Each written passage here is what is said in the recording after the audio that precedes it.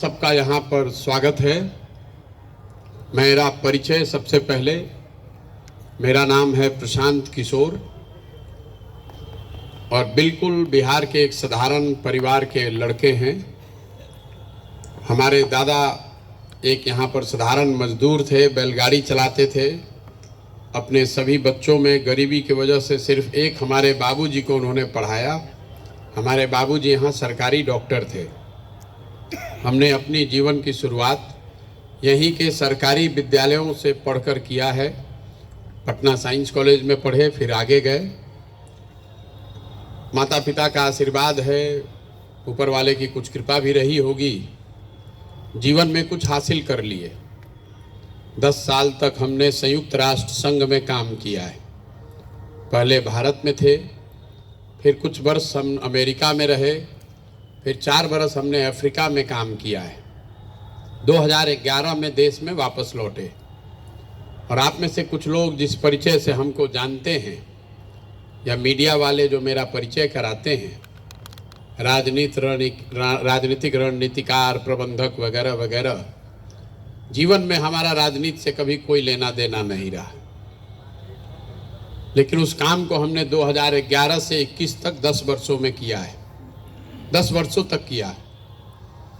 और ये ऊपर वाले की कृपा ही है कि जिस व्यक्ति को, जिस परिवार में राजनीति से कोई लेना देना नहीं है, इसके बावजूद हमने जिसका भी हाथ पकड़ा है वो 10 वर्ष में कोई चुनावे नहीं हारा।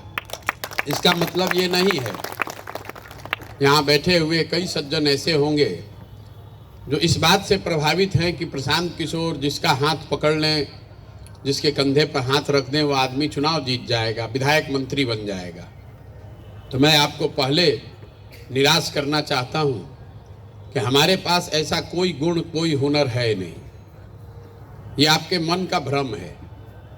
लोग पदयात्रा में बड़ी बड़ी बात करते हैं, यहाँ मन से भी कुछ अच्छी बातें हुई हैं, लेकिन सच्चाई यही है कि यही पदयात्रा इससे भी ज़्यादा शुद्धता और ईमानदारी से प्रशांत किशोर या इसके जैसा ही कोई व्यक्ति कर रहा होता और 10 वर्ष में उसने देश भर में चुनाव नहीं जिताया होता, तो अब तक जनता ने उसका हंसी उड़ा के उसका किनारा लगा दिया होता। हमारे लिए भी लोग अभी पीछे हंसते ही हैं। बहुत लोग ऐसे हैं जो हंसते हैं, अरे भाई बिहार में से घूमने से क्या होगा, ये सुधरने वाला नहीं है। आप में से जो सो कॉल्ड प्रबुद्ध लोग हैं, वो उनकी भी सोच है भाई सुधरने वाला नहीं है। देख रहे हैं, कुछ कर रहे होंगे, लेकिन उनके मन में कहीं ना कहीं ये भी जानकारी है कि ये वही आदमी है जिसने 10 बरस में जिसको चाहा उसी को चुनाव जिता दिया। तो वो डर भी है।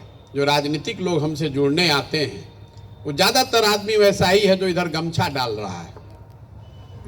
वो जान रहा है कि हम जहाँ भाजपा में हैं, आरजेडी में हैं, वही ज़्यादा व्यवस्था अच्छा है, लेकिन वो प्रशांत किशोर का डर है 10 साल का। अरे भाई कहीं कुछ ऐसा खड़ा कर दिया तो इधर भी चल के हाथ अपना डाल देते हैं। भैया हम पूरी तरीके से आपके साथे हैं। हमको खूब इस बात का एहसास है कि वो हमारे साथ कोई नहीं है। लोग ऐसे ही हैं। अगर आप में इतनी ही शुद्धता होती, अगर आप इतने ही समझदार होते, तो आपको किसी प्रशांत किशोर की क्या जरूरत थी। आप तो अभी तक अपने नहीं सुधार लिए होते। आपको इंतजार करना था कि कोई आएगा, जगाएगा हमको। ऐसी बात नहीं है। हम इस काम को सिर्फ इसलिए कर रहे हैं कि 10 साल हमने जो राजनीति में देखा, किया, बहुत करीब से, जिन नेताओं को आप पेपर में, अखबार में पढ़ते हैं, टीवी पे देखते हैं, इन लोगों के साथ हमने बहुत करीब से काम किया है। अगर ये बताया कि सुबह में हरा कपड़ा पहनिए, दोपहर में पीला, तो लोगों ने वही किया। इतना प्रभाव रखने के बाद उस काम को हमने देखा कि उससे समाज नहीं सुधरता है। और हमने अपने लिए ये तय किया, हम कोई बिहार के समाज के लिए, आपके लिए नहीं कर रहे हैं। मुझे ऐसा लगा कि अगर भगवान ने हमको ये शक्ति, बुद्धि, साधन, व्यवस्था दिया है, तो कहीं ना कहीं बिहार के होने के नाते हमारी ये जिम्मेवारी है कि अगर हमारे जैसे आदमी की हिम्मत नहीं पड़ेगी बिहार में कुछ प्रयास करने की, तो किसका हिम्मत पड़ेगा। इसीलिए हम यहाँ वापस आए। पदयात्रा इसलिए नहीं कर रहे हैं कि पदयात्रा करने से बिहार सुधर जाएगा। पदयात्रा करने से चुनाव भी नहीं जीता जा सकता, इसका हमको पूरा इल्म है, हम बहुत चुनाव लड़ाए हैं। पदयात्रा इसलिए कर रहे हैं कि एक शुद्धता और ईमानदारी से पूरा प्रयास आपके सामने रखें। आप छठ का व्रत क्यों करते हैं? आप छठ का व्रत करते हैं, आपका बच्चा अमेरिका में है, बॉम्बे में है, दिल्ली में है। आप अपने गांव में जब व्रत करते हैं तो आपके मन में ये विश्वास है कि मेरे व्रत के प्रभाव से मेरे बच्चे का भला होगा। इसीलिए इस पदयात्रा को हम शुद्धता और ईमानदारी से कर रहे हैं। आपने देखा लोग 6 महीना साल भर में तो पूरा देश ही चल दिया पैदल। हम इतने बड़े बेवकूफ हैं कि 13 महीना से खाली 10 को जिला में गए, एक दिन भी छुट्टी नहीं लेते। दशहरा, दिवाली, छठ भी यहीं रहते हैं, फिर भी 10 जिला हुआ है। इसलिए कि ये पूरे पदयात्रा में रोड मापने का अभियान नहीं है, ये भीड़ जुटाने का कार्यक्रम नहीं है, ये समाज को निचले स्तर पर जाकर समझने और समझाने का प्रयास है। ये आपको बताने का प्रयास है कि कहाँ गलती हो रही है। यहाँ बैठे हुए जितने लोग हैं, जिससे पूछेंगे भाई बिहार इतना पिछड़ा क्यों है, तो कोई कहेगा भैया यहाँ पढ़ाई नहीं है ठीक, कोई कहेगा बहुत भ्रष्टाचार है, कोई कहेगा नेता अच्छा नहीं है। लेकिन ये सारी बात तो दूसरे जगह भी है। हम तो पूरा देश में काम किए हैं, कहीं नेता हमको हरिश्चंद्र नहीं मिला। नेता हर जगह झूठ बोलते हैं, वादा करते हैं, काम नहीं करते हैं, हर जगह भ्रष्टाचार है। लेकिन जितनी कुव्यवस्था, जितनी गरीबी, बदहाली बिहार में है, इतना कहीं नहीं है। आप जिस सीतामढ़ी का गौरव गान कर रहे हैं, बिहार में प्रति व्यक्ति आय है 35,000 रुपया, देश में सबसे कम 28वें नंबर पर हम लोग हैं देश में। और उसी बिहार में सीतामढ़ी जिला 37वें नंबर पर है, 38 जिला में 37वें नंबर पर है। मतलब आप बिहार के भी सबसे गरीब जिला है। यहाँ प्रति व्यक्ति आय है 20,600 रुपया। बताइए कि हम लोग किस दुर्दशा में जी रहे हैं। आदमी खड़ा होता है, कहता है भैया सीता माता की धरती है। अभी बड़े बड़े इतिहास की भी बात हुई, ये बहुत गौरव की बात नहीं है।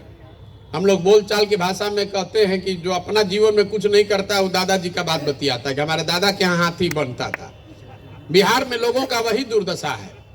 हम लोग का वर्तमान इतना चौपट है कि हम लोग हमेशा मौर्य वंश का ही बात करेंगे, चाणक्य का बात करेंगे, बुद्ध का, महावीर का बात करेंगे। अपना बात कोई नहीं कर रहा है, यहाँ कुछ है ये नहीं है बात करने के लिए। आप देश के सबसे गरीब, सबसे पिछड़े, सबसे ज्यादा अशिक्षित और सबसे ज्यादा बेरोजगार राज्य है। कोई आज आकर हमको कहा भैया बिहार के लोगों को बाहर अपमानित किया जा रहा है। हम उसको यही बता रहे थे कि 2 करोड़ लोग अगर बिहार के जाकर बाहर मजदूरी करेंगे तो आपको अपमानित नहीं करेगा, तो आपको बॉस बनाकर कुर्सी पर बैठाएगा। आपके बच्चे, आपके हमारे बच्चे क्या कर रहे हैं? बिहार से जाकर बाहर देश भर में मजदूरी कर रहे हैं। तो पहली बात आप ये समझिए कि बिहार इतना गरीब है क्यों। 50 के दशक में आपने पढ़ा सुना होगा कि जो देश के सबसे अच्छे 10 राज्य थे उसमें बिहार भी एक राज्य था। तमिलनाडु और बिहार बराबर के राज्य थे 1955 में। 1965 तक सब ठीक ही चल रहा था। उसके बाद से यहाँ स्थिति बिगड़नी शुरू हुई। कुछ लोगों को लगता है कि लालू जी आए उसके वजह से बिहार बर्बाद हो गया। ऐसी बात नहीं है। 1990 में भी बिहार देश का सबसे गरीब और पिछड़ा राज्य था जब लालू जी मुख्यमंत्री बने थे। 1900, आप अगर आंकड़ों को ध्यान से देखिएगा तो आपको पता चलेगा कि 1967 से 1990 के बीच करीब करीब 32 सालों में, 32-33 साल में बिहार में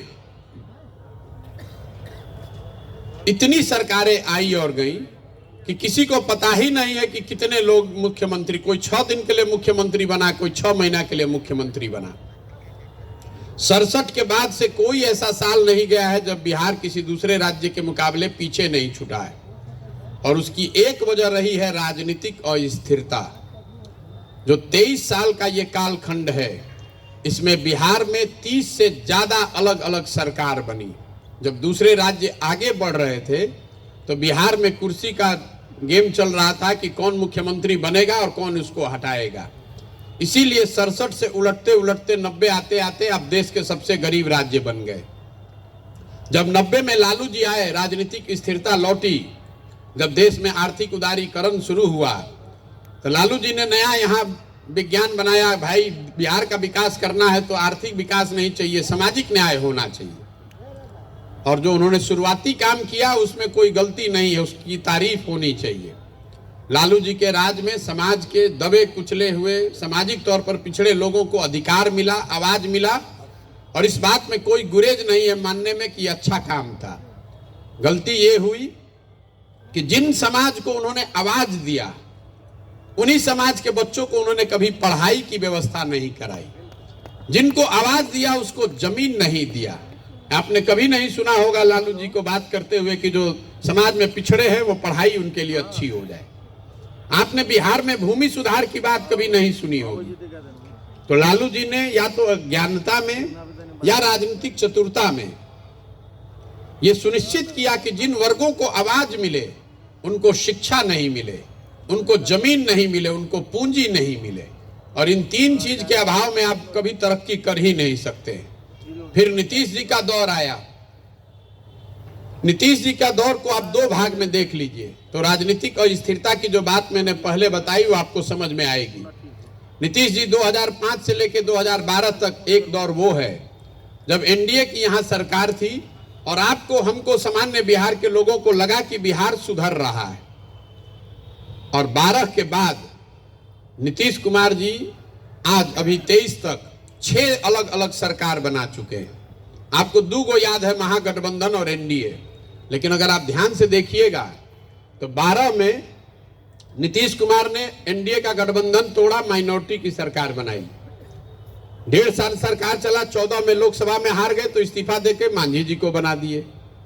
फिर 8-9 महीना मांझी जी रहे, उनको हटाए, फिर वापस बने, ये तीसरा प्रयोग की हुआ। फिर महागठबंधन बनाकर 2015 में जीते, वो चौथा प्रयोग था। फिर महागठबंधन छोड़कर एनडीए में भागे, वो 5वां प्रयोग था। और इस बार फिर अभी एनडीए छोड़कर महागठबंधन में भागे, ये 6वां प्रयोग है। आदमी वही है नीतीश कुमार, व्यवस्था वही है, लेकिन उनके परफॉर्मेंस में जमीन आसमान का फर्क है। ये आपको दिखाता है कि जो नेता है, जो सत्ता में बैठे हुए लोग हैं, अगर उनकी प्राथमिकता अपनी कुर्सी बचानी हो जाए तो बिहार में विकास नहीं हो सकता है। यही कारण है कि 67 से 90 के बीच में बिहार पीछे छूट गया। और एक बार जब आप पीछे छूट गए तब अब आप आगे आइएगा कैसे? तो पहले ये समझिए कि बिहार में ये क्यों हम लोग इतने गरीब हैं। ये वजह यही है कि यहाँ राजनीतिक अस्थिरता का माहौल 1967 से लगातार रहा है, और जब स्थिरता लौटी है तो एक अलग ही फॉर्म में लौट आई है। तो जो हम लोग जन सुराज में प्रयास कर रहे हैं, बहुत लोग पूछता है भैया दल नहीं बनाए हैं, सुधार कैसे होगा, किसको वोट देना है, ये तो आप बता ही नहीं रहे हैं। आप जरा याद कीजिए, महात्मा गांधी ने कहां आपसे वोट लेकर देश आजाद कराया? गांधी जी ने आपके पुरखों को कहां कहा कि हमको वोट दीजिए कि किसको वोट दीजिए? गांधी जी ने आपको ये बताया कि आजादी आपका अधिकार है, समाज को जगाया और आपको इस बात के लिए तैयार किया कि कल आजादी मिले तो आप उसको कैसे सरकार को चलाएंगे। तो ये जो प्रयास है, ये समाज में जाकर ये बताने का प्रयास है कि जब तक आप अपने और अपने बच्चों के लिए सजग नहीं होंगे तब तक आप किसी को वोट दे दीजिए, ये सुधरने वाला नहीं है। लालू नीतीश को दीजिए कि मोदी जी को दीजिए कि प्रशांत किशोर को दीजिए, ये नहीं सुधर सकता है, ये सुधरने वाला है ही नहीं। हम हर गांव में जाकर एक उदाहरण देते हैं, लोगों को बताते हैं, जिस गांव में जाइए कहता है भैया जनप्रतिनिधि मुखिया बड़ा चोर है। 2 बरस पहले मुखिया का चुनाव हुआ, आप लोगों में ज्यादा लोग उसमें नहीं शामिल होंगे, लेकिन हर गांव में ये बात मैं बताता हूं कि जब मुखिया का चुनाव हुआ तो 500-500 रुपया लेकर वोट बेचा बिहार के लोगों ने।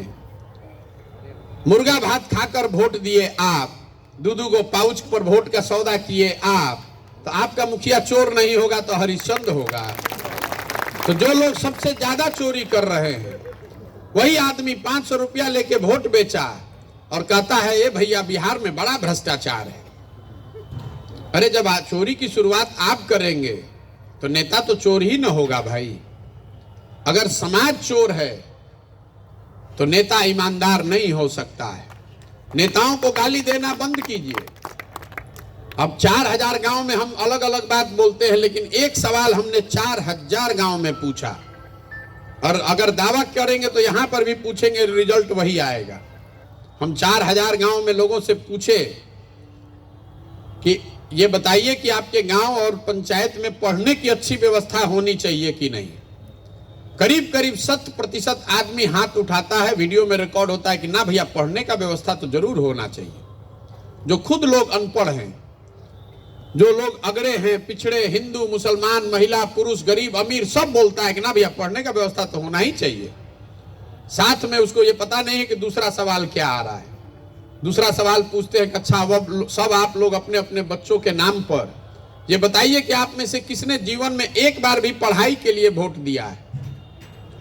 आपको आश्चर्य नहीं होना चाहिए, अभी तक 13 महीना में एक आदमी ने भी हाथ नहीं उठाया है कि हमने भैया पढ़ाई के लिए वोट दिया। यही दुर्दशा का कारण है। और आप यहाँ सीतामढ़ी में प्रबुद्ध के श्रेणी में आते हैं तो आपका दुर्दशा भी इससे बढ़िया नहीं है। कोई जात के नाम पर लालू जी का बंधुआ मजदूरी कर रहा है, कोई धर्म के नाम पर मोदी जी का बंधुआ मजदूरी कर रहा है। आप लोग कह रहे हैं कि भैया हम लोग सांसद को कहां वोट दिए, हम तो मोदी जी को दिए हैं। ज्यादातर लोग ये बोलते हैं। शहरों में स्थिति है, आपने, हमने, सबने मोदी को, भाजपा को वोट दिया है। आपने पढ़ाई के लिए वोट नहीं दिया है। जहां जाइए कहता है रीगा चीनी मिल नहीं चालू हुआ है। आप रीगा चीनी मिल पर कब वोट दिए थे भाई? आपको तो पुलवामा पर वोट देना है, आपको राष्ट्रवाद पर वोट देना है, आपको राम मंदिर पर वोट देना है। तो बिहार में शिक्षा की बात क्यों कर रहे हैं आप? कभी आपने सोचा कि जो मोदी देश के प्रधानमंत्री हैं, गुजरात के भी प्रधानमंत्री हैं और बिहार के भी प्रधानमंत्री हैं, गुजरात में वही मोदी जी फैक्ट्री लगवाए, वही मोदी जी 1 लाख करोड़ का बुलेट ट्रेन बनवा रहे हैं, वहां रोज विकास हो रहा है। आपके हमारे बच्चे जाकर वहां मजदूरी कर रहे हैं, लेकिन मोदी जी ने बिहार के लिए कुछ नहीं किया। क्यों नहीं किया? आपको क्या लगता है बिहार में, देश में कौन ऐसा उद्योगपति है जिसको मोदी अगर कह दें कि तुमको रीगा चीनी मिल चालू करना है, किसका दम है कि वो कह दे कि नहीं करेंगे? मोदी जी के लिए 5 मिनट का काम है। क्यों नहीं किया उन्होंने? इस पर तो आपको चिंतन करना चाहिए। मोदी जी को वोट दिए हैं देखकर आप। 2 वजह है कि मोदी जी या कोई भी प्रधानमंत्री बिहार में उद्योग नहीं लगाता है। पहली बात, गुजरात का आदमी, हम मोदी जी के साथ काम किए हैं। गुजरात में आप कहीं जाइएगा तो लोग ये बताएगा कि वोट तो देंगे लेकिन ये फैक्ट्री लगना चाहिए, रोजगार होना चाहिए, विकास होना चाहिए, सड़क होना चाहिए। तो मोदी जी पर भी वो दबाव है कि अगर वो विकास नहीं होगा तो गुजरात का आदमी वोट नहीं देगा। बिहार में हम लोग कह रहे हैं मोदी जी चिंता मत कीजिए, अरे 4 किलो अनाज आप भीख में दे रहे हैं हम लोग को, बोरा में भर के हम लोग वोट आपको दे देंगे। काहे मोदी जी आपको बुलेट ट्रेन बनाएंगे भाई? सीतामढ़ी निर्मली लाइन काहे बनेगा? 2000 करोड़ का ट्रेन का लाइन है। आज से 18 बरस पहले लालू जी ने घोषणा किया था। हमको लोग बता रहे हैं भैया किसी तरह ये लाइनवा चालू हो जाता ना। देखिए बिहार का दुर्दशा। मोदी जी को आपने वोट दिया है, उनका चेहरा देख के, भैया हम लोग सांसद को नहीं जानते हैं, मोदी जी को वोट दिए हैं। मोदी जी गुजरात में बुलेट ट्रेन बना रहे हैं। बुलेट ट्रेन बनाने का खर्चा है 1 लाख करोड़ रुपया। 1 लाख करोड़ रुपया। गुजरात से मोदी जी का कितना एमपी जीत कर गया है? 26 गो। हम लोग कितना जिताए हैं? 39 गो। और हम लोग को निर्मली सीतामढ़ी पैसेंजर भी नहीं मिलने वाला है। काहे मिलेगा? यहाँ के आदमी को मुफ्त में ही वोट देने का आदत है। बिहार के आदमी को और कुछ आए चाहे नहीं, राजनीति पर चर्चा करने खूब आता है। अपने घर में पढ़ाई नहीं है, रोजगार नहीं है, खाने का ठिकाना नहीं है, लेकिन 5 आदमी जहां बैठेगा तो बैठ के राजनीति बतियाएगा। हम रास्ते में चले हैं तो आपको बताना चाहते हैं, हमको गांव देहात में ऐसा आदमी भी मिला जो इजराइल फिलिस्तीन की बात कर रहा है। भैया गाजा में क्या होना चाहिए? भैया यूक्रेन में कैसे लड़ाई रुकेगा? मजाक नहीं कर रहे हैं, सही में बैठ के लोग आधा घंटा समझाते हैं कि यूक्रेन में किसका गलती है भैया। बिहार में लोगों को और कुछ हो चाहे नहीं, इस मिट्टी की ताकत है। यहाँ के बच्चों को, यहाँ के लोगों को राजनीति की खूब समझ है। खाली उसको ये नहीं समझ है कि अपने बच्चे का कपड़ा कैसे होगा, अपने बच्चों के लिए रोजगार कैसे होगा, कोई चिंता ही नहीं है यहाँ के लोगों को। अभी हम गए थे बरगेनिया, आपके यहाँ ब्लॉक है, एक प्रखंड है बरगेनिया। हम जब 3-4 घंटा चल लिए, ऐसा लगा कि प्राण निकल जाएगा। इतनी घबराहट हुई वहां की गरीबी और बदहाली देखकर। जो लोग वहां आए थे चाय पीने के लिए, हम रुकते हैं आधे रास्ता चलने के बाद हर दिन, लोग एकदम इत्मीनान से बैठे हुए। उसी दुर्दशा में हम पूछे, भाई इतना गरीबी तो, हम इतना प्रखंड 200 से घूम कर आ रहे हैं, इतना गरीबी तो कहीं नहीं देखे। क्या कहिएगा भैया, ऐसे ही चल रहा है। उसी प्रखंड से 1 लाख मुसलमान जाकर वोट देता है लालटेन को। कैसे सुधरेगा बताइए? आप कहते हैं भैया हमारा सड़क खराब है, तो सड़क का मंत्री कौन है? तेजस्वी यादव। आप कह रहे हैं कि अस्पताल दवाई डॉक्टर नहीं है, तो स्वास्थ्य मंत्री कौन है? तेजस्वी यादव। आप कह रहे हैं नाली गली, अभी आपके यहाँ गए थे सीतामढ़ी में, आज सुबह मंदिर से निकले तो बांध वाला जो रोड है वो गांव का सड़क सब उससे बढ़िया है। आप कह रहे हैं कि भैया नाली गली एकदम जीना मुहाल है, तो ग्रामीण कार्य मंत्री कौन है? वो भी तेजस्वी यादव। आप कह रहे हैं भैया पढ़ाई तो बिल्कुल ध्वस्त हो गया, तो शिक्षा मंत्री कौन है? वो भी लालटेन के चंद्रशेखर यादव। और उसी लालटेन को जाकर मुसलमान भाजपा के डर से या लोग जाति के नाम पर वोट देंगे, तो कैसे आपके बच्चों का भला होगा? बहुत लोग कहता है भैया हमारे पास विकल्प नहीं है। जिसको जब निरुत्तर हो जाता है आदमी, तो कहता है भैया हमारे पास विकल्प नहीं है, किसको वोट दें? ये बिल्कुल आपका ढोंग है। हम आपको एक उदाहरण अभी दे देते हैं। यही बगल का आपका लोकसभा क्षेत्र है वैशाली, जिसकी चर्चा हो रही थी। वैशाली में एक बड़े नेता थे रघुवंश प्रसाद सिंह जी। हमारे दल के नहीं हैं, हमारे जात के नहीं हैं, हमारे विचारधारा के नहीं रहे, लेकिन वैशाली जाइए या देश में जो भी लोग बिहार में उनको जानता है, कोई भी यही कहेगा कि नहीं गलत आदमी नहीं थे, अच्छे नेता थे, ईमानदार थे, उन्होंने कुछ सुधारने का, अच्छा करने का प्रयास किया। वैशाली में जब हम पैदल चल रहे थे तो गांव-गांव हमने लोगों से पूछा, भैया यहाँ ग्रामीण सड़क कुछ बढ़िया स्थिति में दिख रहा है, ये काम सब कब किसने कराया है? तो बोला भैया जब रघुवंश बाबू ग्रामीण विकास मंत्री थे तो वही सब काम कराए। रघुवंश बाबू 2014 में लोकसभा का चुनाव लड़े वैशाली से, तो वैशाली की प्रबुद्ध जनता, जिसके जमीन की इतनी चर्चा हो रही थी, वैभव की, लोकतंत्र की जननी होने की, उसी वैशाली की प्रबुद्ध जनता ने रघुवंश बाबू को हराया और जिताया किसको? रामा सिंह को। उनकी छवि क्या है वो आप में से ज्यादातर लोग जानते हैं। रघुवंश बाबू को हराया और जिताया रामा सिंह को। मान लीजिए 14 में काहे जिताए भाई? कहा भैया मोदी का लहर था, गलती हो गया। 2019 में फिर रघुवंश बाबू लड़े, रघुवंश बाबू को फिर हराया गया, वहां पर जिताया बीना सिंह को। अब कह रहा है कि भैया सांसद तो अपना चेहरे नहीं दिखाई है 5 बरिस से, तो मेरे भाई जब तुम बोओगे बबूल तो आम कहां से खाओगे? आप कहते हैं विकल्प नहीं। बिहार में कोई अगर सीधा आदमी खड़ा हो जाए तो घर में बैठ के लोग उसका मजाक उड़ाते हैं, बिहार में नहीं चलेंगे।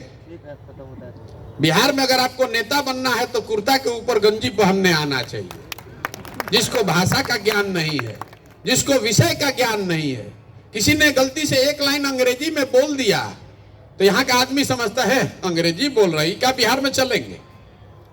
देखिए आपकी क्या दुर्दशा है। आप तो खुद ही चाहते हैं कि जो सबसे अनपढ़ हो, जो सबसे बदमाश हो, वही हमारा नेता हो, और उसको चुन कर लाते हैं। उसके बाद आप रोज शिकायत करते हैं बड़ा बिहार में नेता सब अच्छा है। ये नहीं है, ये समस्या है। जब तक आप नहीं सजग होइएगा, आप अपने को कितना भी प्रबुद्ध कह लीजिए, आपकी दशा सुधरने वाली नहीं है। और शहरों में जो पैसे वाले कुछ लोग हैं, इनको लग रहा है कि हमारा लड़का तो ठीक है चल रहा है, बाहर पढ़ रहा है, काम चल रहा है, बिजनेस धंधा हो ठीक है चल रहा है।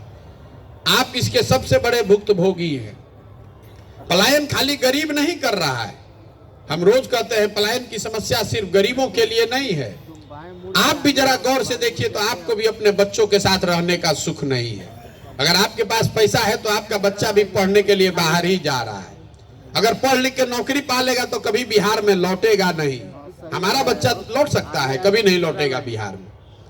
तो ये मत समझिए कि हम अगर कुछ पैसा कमा रहे हैं, आप कमा रहे हैं, तो अब हम आपका जीवन ठीक होने वाला है। अगर समाज बर्बाद होगा, अगर जहाज डूबेगा तो उसमें बैठा हुआ हर आदमी डूबेगा। वो बिहार में लोगों को, प्रबुद्ध लोगों को ये समझना चाहिए।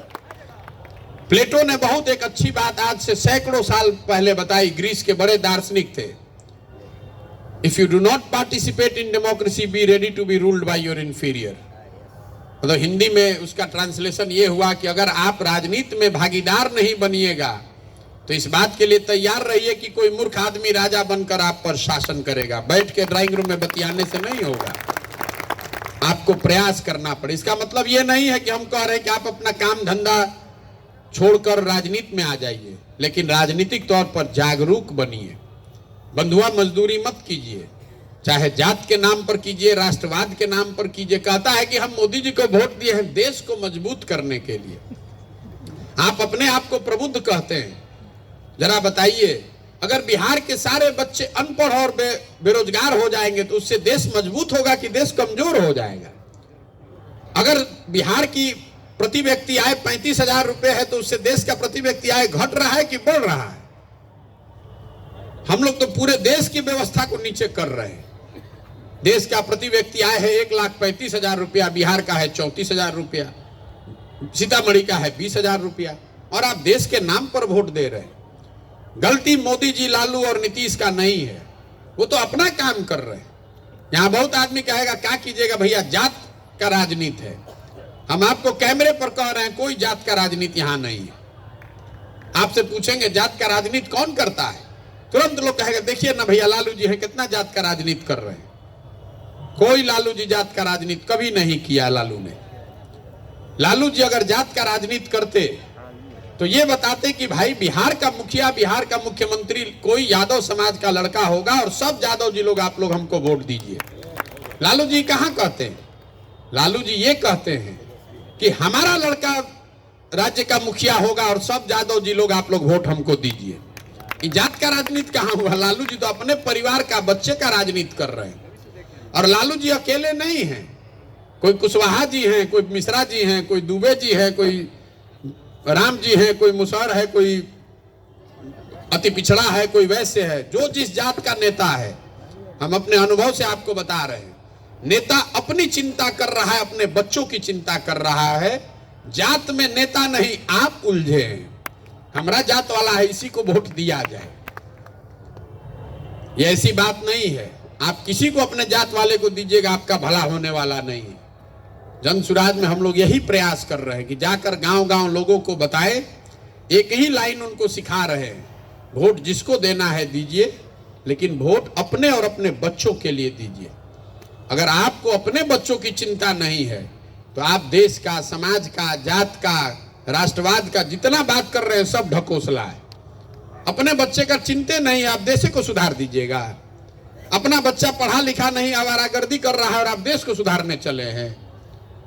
अगर इससे नहीं निकलिएगा तो ये सुधरने वाला नहीं है। हम अपनी ओर से प्रयास कर रहे हैं और कोशिश ये है कि इसको ईमानदारी से किया जाए। लोग बताता है भैया विकल्प नहीं है, क्या करें, साधन नहीं है। क्यों नहीं विकल्प बनाए? कहता है पैसे नहीं है, राजनीति का समझ नहीं है, कैसे चुनाव लड़ेंगे।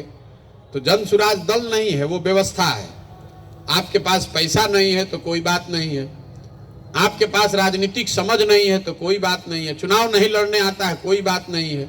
अगर जज्बा है, समझ है, समाज के लिए आप कुछ करना चाहते हैं तो पैसे का, साधन का, व्यवस्था का, चुनाव का चिंता अपने भाई, अपने बेटे प्रशांत किशोर पर छोड़िए, लेकिन खड़ा तो होइए। खड़ा तो होइए कि नहीं अपने बच्चों के लिए एक नया विकल्प बनाएंगे। तमिलनाडु आज देश का सबसे अग्रणी राज्य है।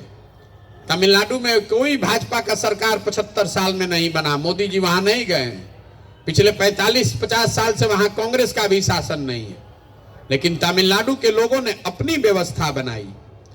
अन्ना दुरई ने, कामराज ने वहां संघर्ष करके समाज को जगाया और जो राज्य बिहार के बराबर का राज्य था आज बिहार से 10 गुना ज्यादा बेहतर राज्य। तो अगर बिहार को सुधारना है तो बिहार के लोगों को जगना पड़ेगा। न तो चर्चा पर चर्चा जीवन भर करते रहिएगा, ये सुधरने वाला नहीं है। हम अपनी ओर से एक छोटा प्रयास कर रहे हैं। अभी तक का मेरा जो अनुभव है, मुझे लगता है कि इसको किया जा सकता है। कई लोगों को आपको लगेगा अरे भैया देखा जाएगा, चुनाव में जीतेंगे हारेंगे। मैं आपको बिल्कुल आश्वस्त कर रहा हूं, जीत और हार की चिंता किए बगैर हमने अपने जीवन के लिए संकल्प लिया है कि हमको इसको करना ही है। बिहार को सुधारे बगैर मानेंगे नहीं, चाहे 5 बरस लगे, 10 बरस लगे, चाहे जितना संसाधन लगे, जितना व्यवस्था लगे। हम लोग भोजपुरी में कहते हैं कहावत, बज के बूझना बूझ के बजना।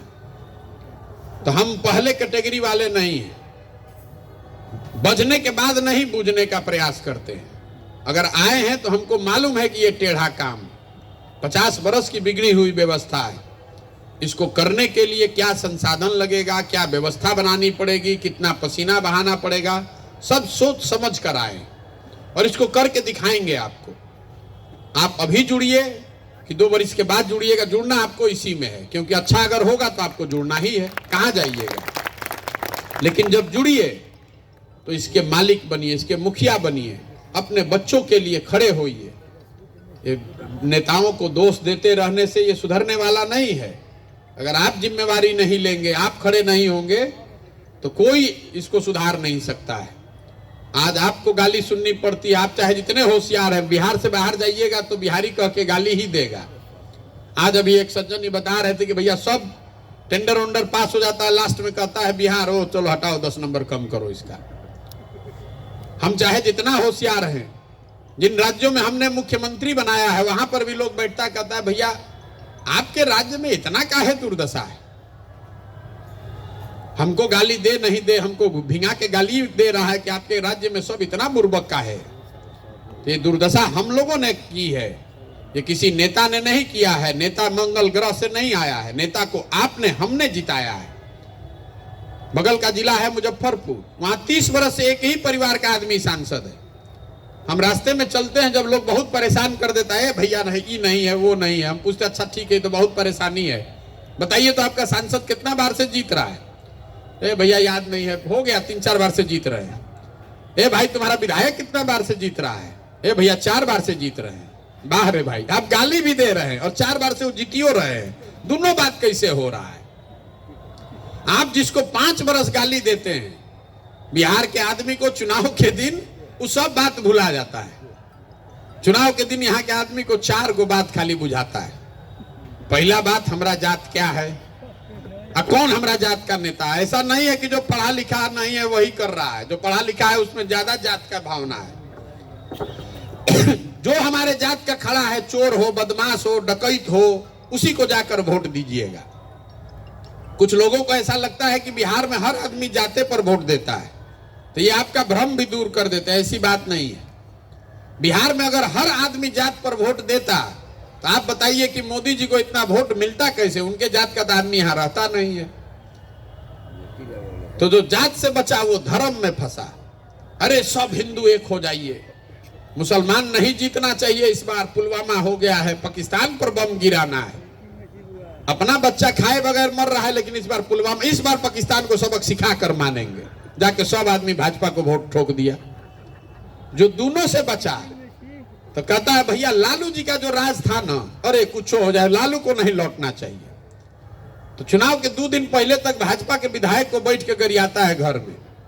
अब वोट के दिन कहेगा ए भाई देखो ललटेन जीत जाएगा, डर के मारे जल्दी चलो चलो कुछ हो, चलो भाजपा वाला ठीक है, 2 गो रोटी कम में मिलेगा, बिजनेस नहीं चलेगा, कम से कम रंगदारी तो नहीं होगा, अपहरण तो नहीं होगा। तो लालू के डर से जाके भाजपा को देगा। और चौथा, हम लोग के ये मुसलमान भाई लोग हैं, इन लोग का दुर्दशा सबसे ज्यादा है समाज में। ये लोग कह रहा है भैया जिए चाहे मर जाए भाजपा को तो वोट नहीं देंगे। भाजपा तो मुसलमान विरोधी पार्टी है। तो भाई बिहार में बचा को, बिहार में तो 2 ही दल हम लोग के पास है, एक मोदी जी का भाजपा, एक लालू जी का ललटेन। एगो हमारे नीतीश कुमार है, इनका पता ही नहीं कि कितना देर ललटेन लेके चलेंगे और कब उछल के कमल पर बैठ जाएंगे। तो जो मुसलमान है वो कहता है भैया जिए चाहे मरे, खाए चाहे मत खाए, है ललटेन दिख रहा है, इसी में किरासन तेल बन के जलेंगे। आप बताइए, इसी 4 चीज पर ना वोट पड़ा है। काहे के लिए घंटों घंटा मंथन कर रहे हैं? भैया पढ़ाई होना चाहिए, अरे फैक्ट्री चलना चाहिए, अरे भ्रष्टाचार कम होना चाहिए। आप जानते हैं, हम जानते हैं, सब ने तो जानता है, चुनाव होगा तो बिहार की जनता इसी 4 चीज पर वोट देगा। कैसे सुधरेगा? नहीं सुधर सकता है। इसलिए जगिए, खड़े होइए। समाज में कोई गलती नहीं है। आप अगर सजग होइएगा तो आप में वो क्षमता है। कहता है बिहार में अच्छा आदमी बचा कहाँ है? तो हम बताते हैं कि अच्छा ये बताइए कि 100 में 1 आदमी अच्छा बचा है कि नहीं? तो ना भैया, 100 में 1-2 तो होबे करेगा अच्छा। अगर 100 में 1 अच्छा भी है तो बिहार में कितना आदमी हुआ? 13 लाख आदमी हो गया। अगर आप 100 को अच्छा विधायक बना दीजिएगा तो उसी से बिहार बदल जाएगा। आप तो 13 लाख आदमी ढूंढने की बात कर रहे हैं। तो ये प्रयास है। 3 इसके उद्देश्य हैं कि जमीन पर जाएं, घर घर जाकर लोगों को हाथ जोड़कर ये समझाएं कि भाई वोट एक बार अपने बच्चों के लिए दो, सजग बनो। नेताओं को, दलों का तो बहुत वोट दे दिया तुमने, कभी दल को दिया, कभी नेता को दिया, जात को दिया, धर्म को दिया। एक बार अपने बच्चों के लिए वोट दो। दूसरा प्रयास ये है कि अगर लोग ये समझ जाएं तो उनके पास विकल्प बेहतर हो। इसलिए समाज में जो डरे हुए, किनारे कर लिए वाले लोग हैं, उनको बुलाया जाए, उनके साथ मिलकर एक व्यवस्था बनाई जाए, एक नया विकल्प बनाया जाए। इसके साथ साथ एक और काम हम लोग कर रहे हैं। मैं जब महीने महीने जिलों में रहता हूं तो हर पंचायत के लिए अगले 10 साल का एक विकास का योजना बना रहे। पूरे सीतामढ़ी का नहीं, सीतामढ़ी के हर पंचायत का अलग अलग, क्योंकि हर पंचायत की एक अपनी समस्या है। और प्रयास यह है कि हर पंचायत में कम से कम एक पढ़ाई की व्यवस्था, स्वास्थ्य की व्यवस्था और 800 से 1200 अगर रोजगार का अवसर खड़ा कर दिया जाए तो बिहार में पलायन बिल्कुल रुक जाएगा। तो ये योजना बना रहे हैं, जब सीतामढ़ी रहेंगे तभी बनाकर निकलेंगे। ये 3 उद्देश्य है कि सबसे पहले समाज को समझाया जाए, दूसरा अगर समाज समझ जाए तो उसके सामने एक बेहतर लोगों का विकल्प दिया जाए, और अगर लोग अच्छे लोगों को चुनकर ला भी दे तो उनके पास काम करने के लिए, बिहार को सुधारने के लिए एक योजना हो जो जमीन से सोच समझकर बनाया गया हो, जिसमें दुनिया भर के विशेषज्ञों की राय शामिल की गई हो। और ये सब करके जब इसको प्रयास किया जाएगा तो मेरा अपना मानना है कि आने वाले 10-15 सालों में बिहार को बेहतर बनाया जा सकता है। एक दिन में तो नहीं सुधरेगा, लेकिन 10-15 साल में बिहार में भी वो स्थिति आ सकती है कि दूसरे राज्यों से लोग आकर यहाँ पर रोजगार करें। 10 टॉप 10 में तो हम लोग निश्चित पहुँच सकते हैं। बहुत आदमी, नेता सब कहता है हम बिहार को नंबर 1 बना देंगे। बताइए, जो नंबर 1 स्टेट है उसका प्रति व्यक्ति आय है 2 लाख रुपया, अब बिहार का प्रति व्यक्ति आय है 35,000 रुपया। किस रफ्तार से आप बढ़िएगा कि 2 लाख को पार कर जाइएगा? कहता है बिहार को नंबर 1 बना देंगे। वाह, इतनी समझ है लोगों की यहाँ। तो मेरे भाई, आप लोगों पर बड़ी जिम्मेवारी है। लोग कहता है कि शहर से ही चर्चा होती है। आप, हर वो व्यक्ति है जिसके पास 100, 150, 200 लोग आपसे जुड़े हैं। आप राजनीति से जुड़िए या नहीं जुड़िए, इस बिहार में एक बेहतर व्यवस्था बने, इसके लिए आशीर्वाद दीजिए।